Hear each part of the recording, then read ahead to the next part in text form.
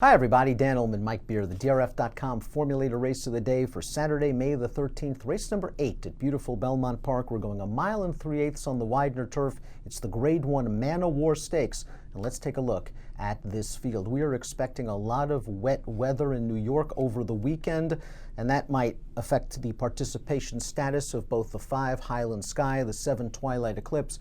Mike, the connections of those two horses say if it's very, very soft, they're not going to run. Yeah, we'll see what happens. It sounds they're going to be forced into a situation where they might have to scratch, considering the forecast.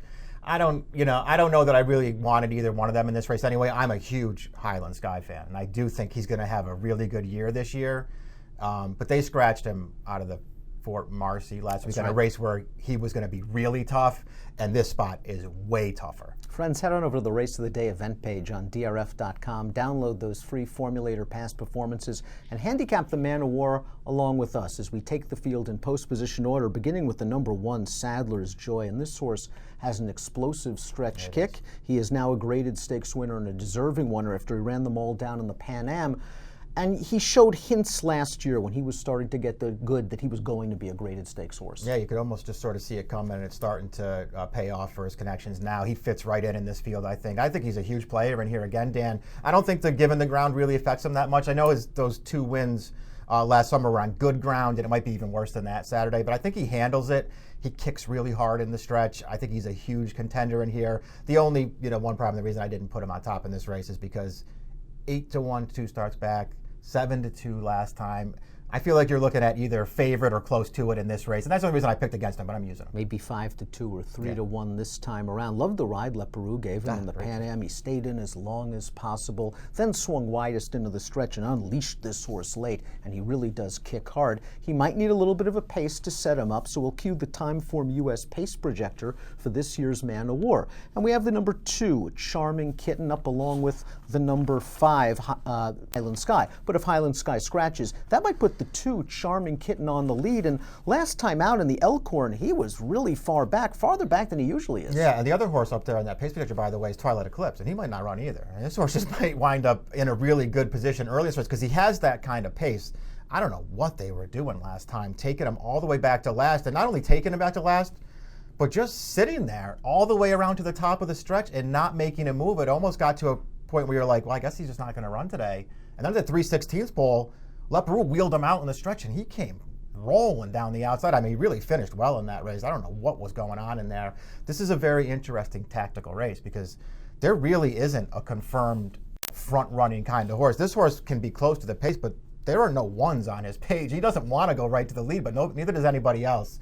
Maybe he goes to the front and he's tough in here. I'm going to use him because I like 2 of his 3 races since Maker took over. That one in the middle, I don't know what happened in the Matthew. Those other 2 are good. You get the feeling that Maker is slowly figuring him out. Yeah, he maybe wants to get him to that 2-mile race, that Belmont Gold Cup, a race that Charming Kitten won way back in 2014. Yeah. So this might be part of the progression. That's to true. Give him a nice pace scenario, and he has no problem with the wet turf course. This horse might be very, very tough to run down. Chad Brown's number 3, Wake Forest, beat 3 of these common foes in the Grade 2 McDermott most recently. He is a hard-hitting horse that needs a little bit of pace. He's going to take a lot of money based on his connections. Yeah. It's Chad and Javier, and he's solid. Yeah, he is a good horse, and he fits right. He won this race last year, but it wasn't as tough a field as he's facing this year.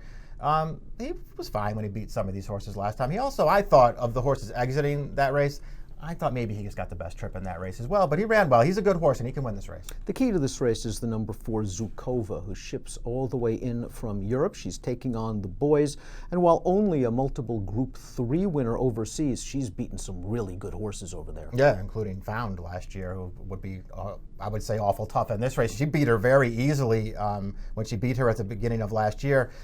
I don't know. We'll see, Dan. I think it's a good spot for them to come over and try. The distance is no problem for her. The cut in the ground is no problem for her if she gets it. If you start going through her Timeform ratings, if you start looking at that stuff, I mean, she's got a 132 and a 128. Those kinds of races are going to make her really tough in this race, and she's got that handy kind of running style. She's not one of those Europeans who sits it out and then tries to make one run.